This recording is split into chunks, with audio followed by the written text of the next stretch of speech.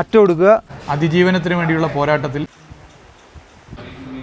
സന്തോഷം, നമ്മളിപ്പോൾ എവിടെയാണ്? നമ്മളിപ്പം വയനാടാണ്. വയനാട്ടിലാണ് ഒരു ഗ്രാമം എന്ന് പറഞ്ഞാൽ ജനങ്ങളെ ഫുള്ള് രക്ഷപ്പെടുത്തുന്ന ഒരു ഗ്രാമം. ഈ തുർക്കി എന്നാണ് പേര്.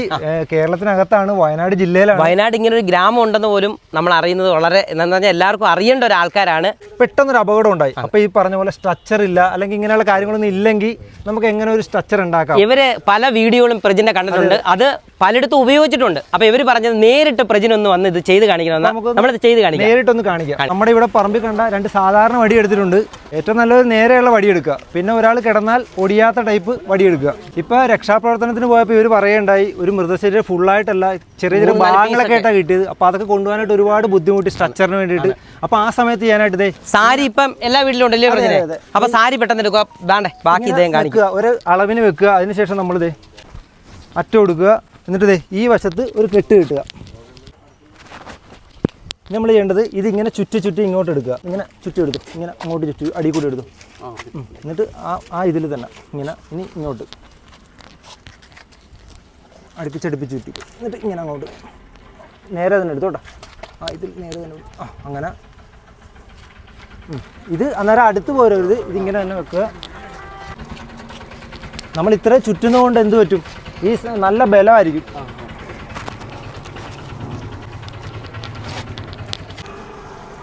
ഇവിടെ നമ്മൾ കെട്ടി. ഇപ്പോൾ ഇദ്ദേഹത്തിൻ്റെ കാല് വയ്യ, അല്ലെങ്കിൽ കാലൊടിഞ്ഞു പോയി, ഇങ്ങനത്തെ ഒരു അവസ്ഥയുള്ള ഒരാളാണ്. നമുക്കിത് ഇങ്ങനെ ഇതിൽ കിടത്തുക. ഗർഭിണികളായിട്ടുള്ള സ്ത്രീകൾ, അതെ, വയസ്സായിട്ടുള്ള ആൾക്കാർ, അവരെ ഇങ്ങനെ എടുക്കാനായിട്ട് പറ്റും. ഇതേ കണ്ട, ഇങ്ങനെ നമുക്ക് ഒരാളെ എടുത്തുകൊണ്ട് പോകാൻ പറ്റും. ഇത് സാരി വെച്ചിട്ടാണ് എടുത്തുകൊണ്ട് പോകുന്നത്, കണ്ടോ? പിന്നെ അത് സൈസ് അനുസരിച്ച് ഉണ്ടാക്കാൻ പറ്റും. ഇപ്പോൾ ഒരു നീളം കൂടിയ ആൾക്ക്, ഇത് കൊച്ചു കുട്ടികളൊക്കെ ആണെങ്കിൽ അവരെ സുഖമായിട്ട് എടുത്തുകൊണ്ട് പോകാൻ പറ്റും. എല്ലാവരും വീട്ടിൽ പഴയ ബെഡ്ഷീറ്റാണ്. ഒന്ന് പിടിച്ചേ, ഒന്ന് വിടർത്തിക്കുക ബെഡ്ഷീറ്റ്. പെട്ടെന്ന് ഇതിലും എളുപ്പമാണ്. ഇപ്പോൾ നമ്മൾ സാരി ചുറ്റിയ പോലെ ഒന്നും വേണ്ട, ഇവിടെ കൊണ്ട് വെച്ചോ. ഇങ്ങനെ വെച്ചു. ഇവിടെ നിന്ന് നേരെ ഇങ്ങോട്ട് മടക്കി അടുത്ത വെടുതേ ഇവിടെ വെച്ചു. ഇനി ഇതിനകത്ത് ഒരാൾ കിടന്നു നോക്കിയേ. ഓക്കെ ഇങ്ങനെ കിടന്നു. എന്നിട്ട് എന്ത് ചെയ്യുക? കാലൊക്കെ നേരെ വെക്കുക. ഇങ്ങനെ എടുത്തുകൊണ്ട് പോകാം. ഇത് മറ്റേതിനെക്കാട്ടി കുറച്ചുകൂടി എളുപ്പം. നമുക്ക് പെട്ടെന്ന് ഇങ്ങനെ ചെയ്യാം. ഇങ്ങനെ പെട്ടെന്ന് നമുക്ക് കാര്യങ്ങൾ ഉണ്ടാക്കാൻ പറ്റും. അപ്പോൾ സ്ട്രക്ചർ ഇല്ലെങ്കിലും നമുക്ക് എന്ത് ചെയ്യാൻ പറ്റും? ഇങ്ങനെയുള്ള കാര്യങ്ങളൊക്കെ വളരെ എളുപ്പത്തിൽ ചെയ്യാൻ പറ്റും. ഇതാണെങ്കിൽ അഴിച്ചെടുക്കാനും എളുപ്പമാണ്. നമുക്കിത് ഇങ്ങനെ പിടിച്ചുകൊണ്ട് പോവുകയും ചെയ്യാം.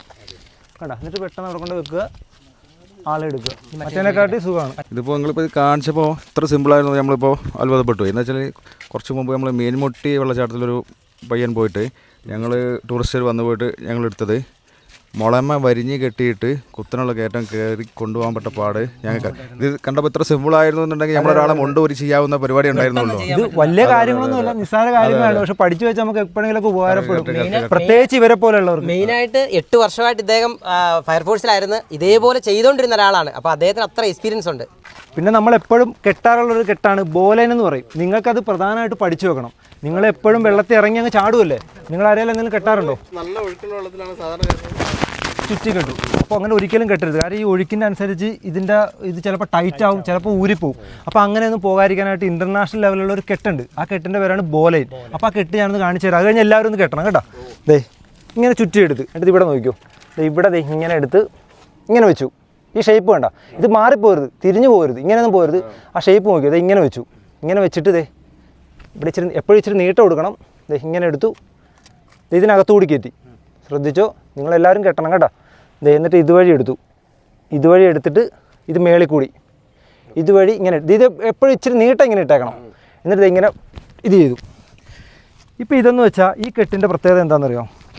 ഈ കെട്ട് എത്ര വലിച്ചാലും ടൈറ്റാവില്ല. ഇല്ല, ഈ പുള്ളിക്ക് ടൈറ്റാവില്ല, ലൂസാവില്ല, ഊരിപ്പോവില്ല.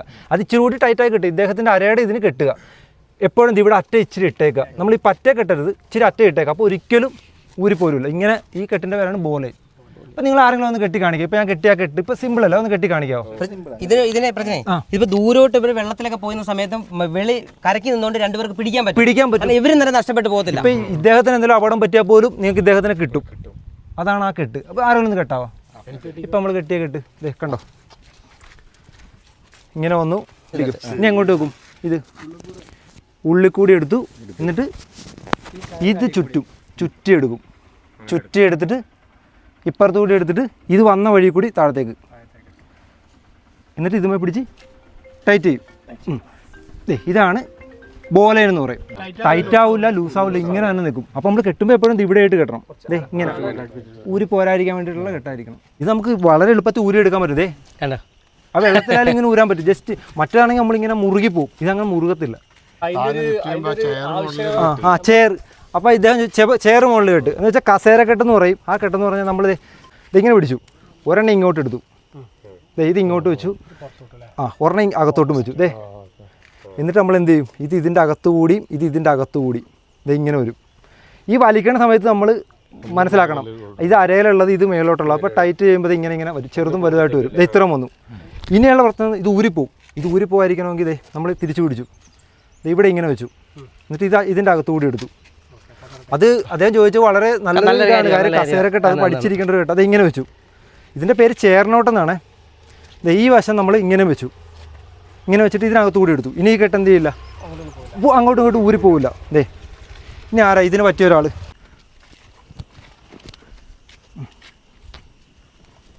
ഇതും കൂടി പറ്റും, അത് നമുക്ക് അങ്ങനെ ഇടാൻ പറ്റുള്ളൂ.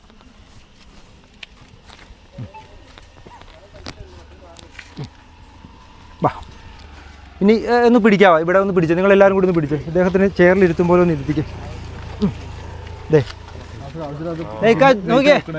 നോക്കിയേ, ഇപ്പോൾ കറക്റ്റല്ലേ?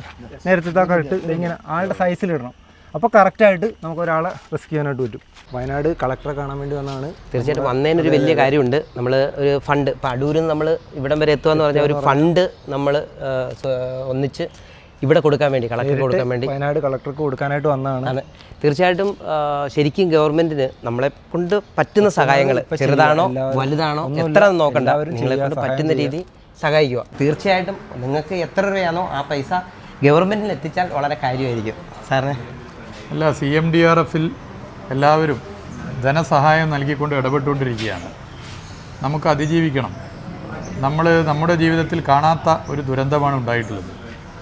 ഈ ദുരന്തമുണ്ടായ അന്നു മുതൽ ഇന്ന് വരെ ലോകത്തെവിടെയുമുള്ള മലയാളികളും വയനാട് ദുരന്തത്തെക്കുറിച്ച് മനസ്സിലാക്കുന്ന മനുഷ്യരും എല്ലാ നിലയിലുമുള്ള സഹായങ്ങളും ഇടപെടലുകളുമാണ് നടത്തിക്കൊണ്ടിരിക്കുന്നത്.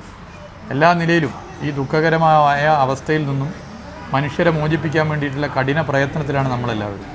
അതിജീവനത്തിന് വേണ്ടിയുള്ള പോരാട്ടത്തിൽ എല്ലാവരും സഹായിക്കുന്നു. അതിന് സഹായിക്കാൻ തയ്യാറായ നിങ്ങളെ പ്രത്യേകം അഭിവാദ്യം ചെയ്യാൻ ഞാൻ ആഗ്രഹിക്കും. നമുക്ക് ഓരോരുത്തരെയായിട്ട് പരിചയപ്പെടാം. എൻ്റെ പേര് ഷിഹാബാണ്. ഞാൻ തുർക്കി ജീവനരക്ഷാ സമിതിയുടെ ഇപ്പോഴത്തെ പ്രസിഡൻ്റാണ്. സംഘടന ഏകദേശം ഒരു 40 വർഷത്തിലേറെയായിട്ട് ഉള്ളൊരു സംഘടനയാണ്. പക്ഷേ ഞങ്ങൾ സൊസൈറ്റി ആക്ട് രജിസ്റ്റർ ചെയ്ത 1998 ശേഷമാണ് നമ്മൾ സൊസൈറ്റി ആയിട്ട് രജിസ്റ്റർ ചെയ്തിട്ട് ഈ മേഖലയിലേക്ക് ഇറങ്ങിയത്. അതിനു മുമ്പ് തന്നെ ഈ നാട്ടിലുള്ള തൊഴിലാളികളെ, അതായത് തോട്ടം തൊഴിലാളികളെയൊക്കെ പുഴ മുറിച്ച് അപ്പുറം കിടക്കുന്നതിനൊക്കെ വേണ്ടിയിട്ട് സഹായിച്ചുകൊണ്ട്, അതിൽ മഴവെള്ളം കൂടുന്ന സമയങ്ങളിൽ വെള്ളത്തിൽ ഒലിച്ചു പോയി അവരുടെ മൃതദേഹം കണ്ടെടുത്തിട്ടൊക്കെയാണ് ഈ സംഘടന ഇങ്ങനെയായിട്ട് ഈ ഒരു രീതിയിലേക്ക്, രക്ഷാപ്രവർത്തന രീതിയിലേക്ക് രൂപപ്പെടുന്നത്. അതിനുശേഷം പിന്നെ ബാബ അഹമ്മദ്, അതേപോലെ ഞങ്ങൾ മരിച്ചുപോയ ഷാൽ പുത്തൽ എന്ന് പറയുന്ന അവരൊക്കെയാണ് ഇതൊരു സൊസൈറ്റി ആക്ട് രജിസ്റ്റർ പ്രകാരം, നമ്മൾ നാസറൻ പി തുടങ്ങിയവരൊക്കെയാണ് അതൊരു സൊസൈറ്റി ആക്ട് രജിസ്റ്റർ ചെയ്തിട്ട് ഇങ്ങനത്തെ ഒരു സംഘടനയായിട്ട് കേരളത്തിനകത്തും പുറത്തും, കർണാടക, തമിഴ്നാട്, ഒരുപാട് സ്ഥലങ്ങളിൽ സംഘടന രക്ഷാപ്രവർത്തന മേഖലയിൽ, ഉരുൾപൊട്ടിയ മേഖലകളിലൊക്കെ ഞങ്ങൾ പ്രവർത്തിച്ചിട്ടുണ്ട്. ഇതിന് മെയിനായിട്ട് നമ്മൾ മുഹമ്മദ് വല്യാപ്പു, ഇദ്ദേഹത്തിൻ്റെ ഫാദറാണ്. അവർ അതുമാതിരി തുർക്കി കുഞ്ഞുമ്മ, നമ്മളിപ്പോൾ സെക്രട്ടറിയുടെ ഫാദർ, അതേമാതിരി മരണപ്പെട്ടു പോയ ഉസ്മാൻക്ക്, അദ്ദേഹമൊക്കെയാണ് ഇത് രൂപീകരിക്കുന്നത്, ഫൗണ്ടർമാരായിട്ടുള്ളത്. അവരാണ് ഇപ്പോൾ ഞങ്ങൾ രക്ഷാധികാരിയായിട്ടുള്ളത്. അതിൻ്റെ 4ാം തലമുറപ്പെട്ട ആളാണ് ഞാൻ. അതിലും ജൂനിയറായിട്ടുള്ള പയ്യന്മാർ നമ്മളെ ഇതിലുണ്ട്. ഈ കുട്ടിയൊക്കെ അതിന് ശേഷം വന്ന ഈ പുതിയ തലമുറയിലെ ഏറ്റവും പുതിയ ആളായത്. അതുപോലെ റോഡ് ആക്സിഡൻറ്റ്, പിന്നെ രക്തദാനം, പിന്നെ ഇതേമാതിരി വെള്ളപ്പൊക്കത്തിലേക്ക് ഒറ്റപ്പെട്ട് പോകുന്ന ആൾക്കാർ സുരക്ഷിതമായ സ്ഥലങ്ങളിലേക്ക് മാറ്റിപ്പാർപ്പിക്കൽ, വെള്ളക്കെട്ടുകളിൽ അങ്ങനത്തെ വാട്ടർ ഫാൾസുകളിൽ, ഡാമുകളിലൊക്കെ നഷ്ടപ്പെട്ടു വന്ന മൃതശരീരങ്ങൾ കണ്ടെടുക്കുക. ഞങ്ങൾ കടലുണ്ടി ട്രെയിൻ അപകടം, അതേപോലെ കർണാടകത്തിൽ ഒരുപാട് മേഖലകൾ, തമിഴ്നാട്ടിലടക്കം ഞങ്ങൾ വയനാട് ജില്ലക്കകത്തും പുറത്തും കേരളത്തിനകത്തും പുറത്തുമായിട്ട് ആയിരക്കണക്കിന് മൃതദേഹങ്ങൾ ഞങ്ങൾ കണ്ടെടുത്തിട്ടുണ്ട്. നമ്മുടെ ഈ വയനാട് ഇപ്പം നടന്ന സംഭവത്തിൽ ഏകദേശം എത്ര വരെ? കേരളത്തിൽ തന്നെ ഏറ്റവും വലിയ, ഇന്ത്യയിൽ തന്നെ ഏറ്റവും വലിയ ഒരു ലാൻഡ് സ്ലൈഡായിട്ടാണ് ഇപ്പോൾ നമ്മളത് റിപ്പോർട്ട് ചെയ്തിട്ടുള്ളത്.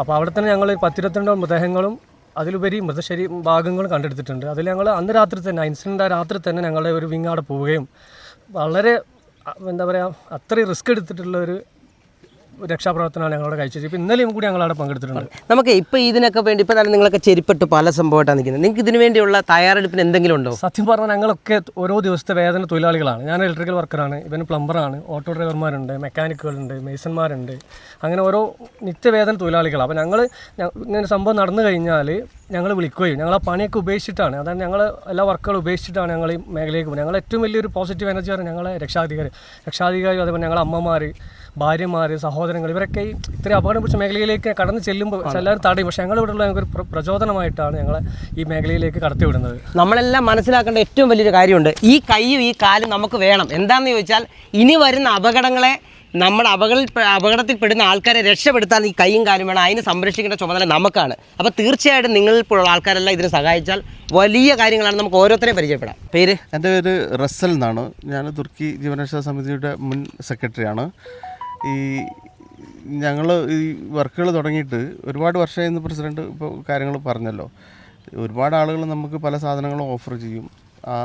എന്താണോ ദുരന്തം നടന്ന ആ സമയത്തുള്ള കാര്യങ്ങൾ അവർ പറഞ്ഞു പോയാൽ പിന്നെ നമുക്കൊന്നും കിട്ടാറില്ല. അത് കഴിഞ്ഞില്ല, പിന്നൊന്നും കിട്ടാറില്ല. ആ സമയത്ത് ഭയങ്കര സംഭവമായിരിക്കും. പിന്നെ നമുക്ക് ഒരുപാട് ലൈഫ് ജാക്കറ്റുകൾ കിട്ടും. ലൈഫ് ജാക്കറ്റുകൾ ഞങ്ങളിതാ ഈ കാണുന്ന പുഴയിലാണ് ഞങ്ങൾ നീന്തി വളർന്നത്. ഞങ്ങളിവിടെ ജനിച്ചു എന്നുള്ളതിൽ ഞങ്ങൾ ഭയങ്കരമായിട്ട് അഭിമാനിക്കുകയാണ്. നമുക്ക് ഈ ഞങ്ങളെപ്പോലുള്ള ചെറുപ്പക്കാർക്ക് ഒരുപാട് ആളുകളുടെ ജീവൻ രക്ഷിക്കാൻ കഴിഞ്ഞതും അത് ഞങ്ങൾ ഒരു മാധ്യമത്തിൻ്റെ മുന്നിൽ ഞങ്ങളെ കാണാറില്ല. പോയാൽ ഞങ്ങൾ പ്രവൃത്തിയിലാണ് കൂടുതലുണ്ടാവുക. പല ആളുകളും ചില സമയങ്ങളിൽ വിമർശിക്കാറുണ്ടെങ്കിൽ പോലും അതൊന്നും ഞങ്ങൾ മെയിൻ്റ് ആക്കാറില്ല. ഞങ്ങൾക്ക് ഏറ്റവും വേണ്ടത് അത് ഞങ്ങൾ ഒരു ദുരന്തമുഖത്ത് ചെന്ന് കഴിഞ്ഞാൽ അവിടെയുള്ള ആളുകളെ എത്രയും പെട്ടെന്ന് രക്ഷിക്കാൻ പറ്റുന്ന ആളുകളെ രക്ഷിക്കാൻ പറ്റുക. പിന്നെ ആരെങ്കിലും മരിച്ചു പോയിട്ടുണ്ടെങ്കിൽ ആ കുടുംബത്തിന് ആ ശരീരം കിട്ടിയിട്ട് കർമ്മങ്ങൾ ചെയ്യാനുണ്ടാവും. ആ കർമ്മങ്ങൾക്ക് വേണ്ടിയിട്ട് ആ മൃതശരീരം എത്രയും പെട്ടെന്ന് എടുത്തു കൊടുക്കാൻ പറ്റുക. അതാണ് ഞങ്ങൾ മെയിനായിട്ട് ചെയ്യുന്ന കാര്യങ്ങൾ. സമദ് സാഹിബ് എന്ന് പറഞ്ഞ വ്യക്തി നമുക്കൊരു ബോട്ട് തന്ന് സഹായിച്ചിട്ടുണ്ട്. പിന്നെ അതുപോലെ തന്നെ നമുക്കൊരു ആൾ സ്ഥലം തന്ന്, സലീം ഖാൻ എന്ന് പറഞ്ഞ ഒരാൾ, അർക്ക സലീം ഖാൻ എന്ന് പറയും.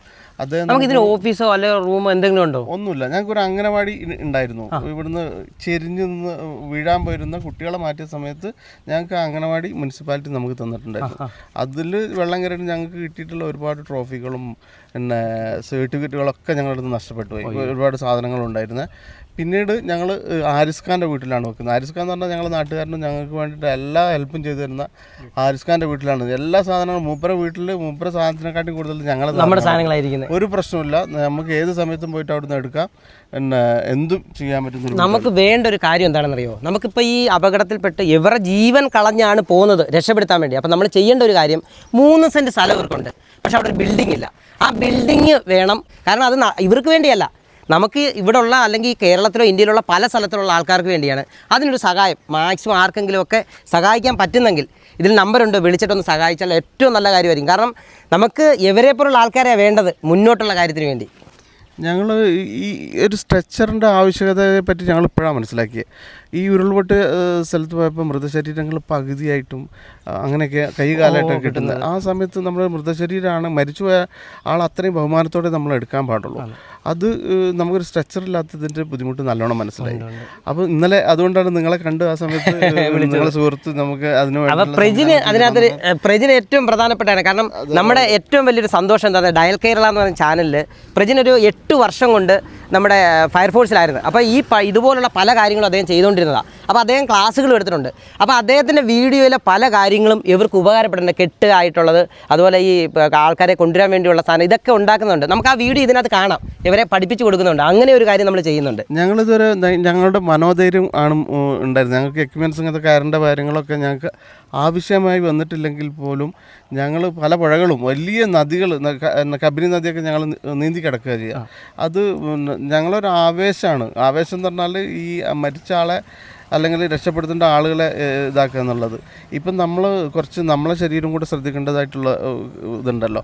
അപ്പോൾ ഈ പ്രജീഷ് പറഞ്ഞതുപോലെ അദ്ദേഹം റോപ്പ് ക്ലംബിങ്ങിൻ്റെ കുറേ കാര്യങ്ങളും കയറ് കെട്ടുന്ന കാര്യങ്ങളൊക്കെ ഞങ്ങൾക്ക് ഫ്രീ ആയിട്ട് പഠിപ്പിച്ചു തരാമെന്ന് പറഞ്ഞിട്ടുണ്ട്.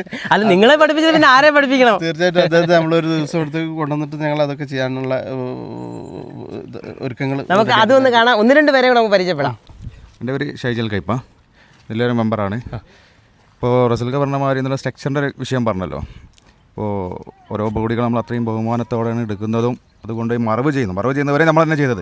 നമ്മൾ ശ്മശാനത്തിൽ ഏത് ജാതിയാണോ ഒന്നൊന്നുമില്ല. നമ്മൾ അങ്ങനെ കറക്റ്റ് കൊണ്ടുപോയി മറവ് ചെയ്ത് ആ കൊണ്ടുപോകുന്നത് രീതി വരെ ഭയാനകരമായിട്ടാണ്. എന്താ വെച്ചാൽ അങ്ങനെ നമ്മൾ അത്രയും കൊണ്ടു കിടക്കുന്ന സാധനമാണ്. ചുരൽമല 5 ദിവസം പോകുമ്പോൾ ഫസ്റ്റ് ദിവസം ഞങ്ങൾ റോഡ് വെട്ടിയാണ് പോകുന്നത്, അങ്ങോട്ട് പോകുന്നത്. എന്ത് വെച്ച് കഴിഞ്ഞാൽ ഇതാ ആ സർക്കാർ ഇവരെല്ലാവരും ഉണ്ട്. പക്ഷേ ഏകദേശം 22 ഫുൾ ശരീരവും ടോട്ടൽ 37 ബോഡികളോളം നമ്മൾ എടുത്തിട്ടുണ്ട്. ഒരു ചാനൽ നമ്മളെ കാണാൻ കഴിയില്ല എന്ന് വെച്ചാൽ ഞങ്ങൾ ചാനലിന് വേണ്ടി നിൽക്കാറില്ല കറക്റ്റ്. അങ്ങനെ ഞങ്ങൾ ഈ നിലങ്ങൾ കളക്ടറേറ്റ് നമ്മൾ കണ്ടു. ഒരു കൂട്ടം ചെറുപ്പക്കാരൻ മനോധൈര്യവും ഫിസിക്കലി ഫിറ്റ്നസ്സും മാത്രമാണ് ഇത് ഞങ്ങൾ കഴിച്ചത്. നമുക്കിപ്പോൾ എന്താ വെച്ചാൽ നമ്മളെ ജീവൻ പണയം വെച്ചിട്ടാണ് ഓരോ പ്രവർത്തനത്തിനും ഇറങ്ങുന്നത്. അപ്പം നമ്മളെ ജീവന് ഒരു സേഫ്റ്റി ഇല്ല. അപ്പോൾ ഈ ചാനലൊക്കെ കാണുന്ന ആരെങ്കിലുമൊക്കെ നമ്മളെ ജീവന് സേഫ്റ്റി ഉള്ള എന്തെങ്കിലും ഒരു എക്യുപ്മെന്റ് ഒക്കെ തീർച്ചയായിട്ടും തരും. അതുപോലെ മനസ്സുള്ള ആൾക്കാരുണ്ട്. ഞങ്ങൾ ഡയൽ കേരള എന്ന് പറഞ്ഞ ചാനൽ നിങ്ങൾക്കൊരു സംഭവം ചെയ്യും. അത് കഴിഞ്ഞിട്ട് ബാക്കി എല്ലാവരും ഓരോരുത്തർ ചെയ്യും. നമ്മുടെ പ്രേക്ഷകർ ചെയ്യും.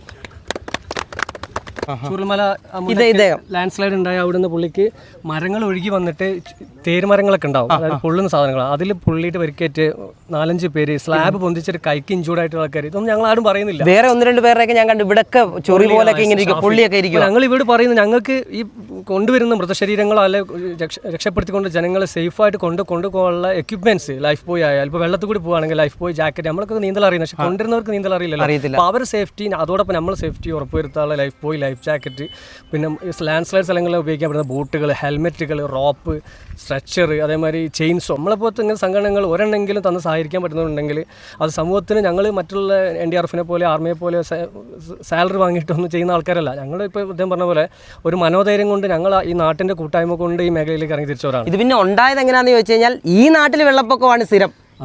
ഇത് രക്ഷപ്പെടുത്തി തുടങ്ങിയതാണ്. അതുവരെ വക വെക്കാതെ ആ വീട് ഫുൾ മുങ്ങിയ സമയത്ത് നിങ്ങൾ തന്നെ സാധനം മേളി വെച്ചിട്ടാണ് പോകുന്നത്. അതിലുപരി അവിടെ ഒരു ഭാര്യനെ കേൾപ്പിച്ചിട്ട് ഞങ്ങൾ കൂടുതൽ ഷാഫി, നാസർ അവരൊക്കെ ആ ലാൻഡ് സ്ലൈഡ് സ്ഥലത്തേക്ക് ഓടി ഫസ്റ്റ് അവിടെ എത്തുന്ന ഞങ്ങൾ വളണ്ടിയേഴ്സാണ്. നമ്മൾ ജീവൻ പോലും പണയം വെച്ചിട്ട് ഞങ്ങൾ. അപ്പോൾ ഞങ്ങൾക്ക് വേണ്ട അങ്ങനത്തെ സേഫ്റ്റി എക്യുപ്മെന്റ്സുകൾ തരാനാണ് ഞങ്ങൾ പറയുന്നത്. നേരത്തെ ഉള്ള തലമുറയിലുള്ള ആളാണ് പ്രധാനമായിട്ട് ചുമതലയുള്ള ആൾ. ഇപ്പോഴത്തെ തലമുറയിലുള്ള ആൾക്കാരെ ഇതുപോലെ തന്നെ ട്രെയിൻ ചെയ്തുകൊണ്ടിരിക്കുക. അപ്പോൾ ഇതിന്റെ പേര് ടൈറ്റസ് കുര്യൻ. എത്ര വർഷമായിട്ട് ഇങ്ങനെ നിൽക്കുന്നുണ്ട്? 1989 വരെ. 89. ഇപ്പൊ ഇവിടെ അല്ലാതെ വേറെ സ്ഥലത്തൊക്കെ നമ്മൾ പോയി ചേരാറുണ്ട്. മറ്റേ ജില്ലക്ക് പുറത്ത്, സ്റ്റേറ്റിന് പുറത്തൊക്കെ ആയിട്ട് ഞങ്ങൾ പോയി എല്ലാ സ്ഥലങ്ങളിലും പോകാറുണ്ട്. ഞങ്ങൾ വയനാട് എത്തിയപ്പോൾ ആദ്യം പരിചയപ്പെട്ട ഇദ്ദേഹത്തിന് ആംബുലൻസ് ഡ്രൈവറാണ്. രാവിലെ ഇറങ്ങുന്നതാണ്. അദ്ദേഹത്തിന് ഷോപ്പൊക്കെ ഉണ്ട്. അപ്പൊ ഈ ഒരു ടീമിനെ കുറിച്ച് പറഞ്ഞപ്പോൾ ഇദ്ദേഹം പെട്ടെന്ന് പറഞ്ഞ തുർക്കി എന്ന് പറഞ്ഞാൽ ഏറ്റവും വലിയ സംഭവമാണ്. ഇദ്ദേഹം തന്നെ പറഞ്ഞു. അതായത് തുർക്കി എന്ന് പറഞ്ഞാൽ നമ്മൾ എവിടെയും ഒരു പ്രശ്നം നടന്നിട്ട് പോയാൽ നമ്മൾ ഫസ്റ്റ് നോക്കുക ഇവരുണ്ടോന്നാ. ഇവരുണ്ടെങ്കിൽ പിന്നെ സമാധാനമായി. ഇപ്പൊ ചൂരമല പോയപ്പോൾ തന്നെ ഏറ്റവും ഫസ്റ്റ് എത്തിയാണ് ഞാൻ അവിടെ. ആംബുലൻസ് കൊണ്ട് എത്തി നോക്കുമ്പോൾ പിന്നെ കുറച്ച് കഴിഞ്ഞപ്പോഴാണ് ഇവർ എത്തുന്നത്. അത് അവിടെ നിന്നല്ല, പൊതുവേ ഇവിടെ എന്തുണ്ടായി കഴിഞ്ഞാലും അവിടെ തുർക്കി ടീം എന്തായാലും ഉണ്ടാവും. ഏത് സ്ഥലത്താണെങ്കിലും. സന്തോഷേട്ടാ. അപ്പൊ ജീവൻ രക്ഷാ സമിതി തുർക്കി. ഇവരുടെ കാര്യങ്ങളൊക്കെ കേട്ടല്ലോ. എല്ലാവർക്കും സഹായിക്കാൻ പറ്റുന്നവർക്ക് ഇനി ഒരു ഹെൽമെറ്റ് എങ്കിൽ ഒരു ഹെൽമെറ്റ്, ആ രീതി സഹായിക്കാം. നമ്പർ ഞങ്ങൾ ഇടുന്നുണ്ട്. വേണ്ടിയല്ല, നമുക്ക് വേണ്ടിയിട്ടാണ്. നമ്മുടെ പല ആൾക്കാർ ഇതേപോലെ പെടുന്നവർക്ക് വേണ്ടിയാണ്, അവരുടെ വീട്ടിലേക്ക് വേണ്ടിയല്ല. അപ്പൊ തീർച്ചയായിട്ടും നമ്പർ കൊടുക്കാം, ഇത് ചെയ്യാം. പിന്നെ ഇത്രയും വലിയൊരു ഗ്രാമം ഈ വയനാട്ടിലുള്ളതിൽ നമുക്ക് ഒത്തിരി സന്തോഷിക്കാം. കാരണം അഭിമാനിക്കാം. എല്ലാവരോടും എത്ര നന്ദി പറഞ്ഞാലും തീരത്തില്ല. അത് മാത്രമല്ല, ഞങ്ങൾക്ക് ഇവരെ രണ്ടുപേരും മറക്കാൻ പറ്റാത്ത വ്യക്തിത്വങ്ങൾ. ഞങ്ങൾ ഇന്നലെ കളക്ടറേറ്റ് പോയ സമയത്ത് അവിചാരികമായിട്ട് ഇവരെ കാണുകയുണ്ടായി. ഞങ്ങളെ അവസ്ഥ പറഞ്ഞപ്പോൾ ഇവർ ഇന്ന് രാവിലെ തന്നെ വരാമെന്ന് പറഞ്ഞു. ഞങ്ങൾ എണീക്കുന്നതിന് മുൻപായിട്ട് ഇവർ ഇവിടെ ഉണ്ട്. ഞങ്ങളെ കാര്യങ്ങളൊക്കെ അറിയാം. നിങ്ങളൊരു ദിവസം വിളിക്കും, നിങ്ങൾ ഫ്രീ ഉള്ള സമയത്ത് വന്നിട്ട് ഞങ്ങൾക്ക് ഈ കാര്യം തീർച്ചയായിട്ടും വളരെയധികം സന്തോഷം. ഓക്കെ ശരി.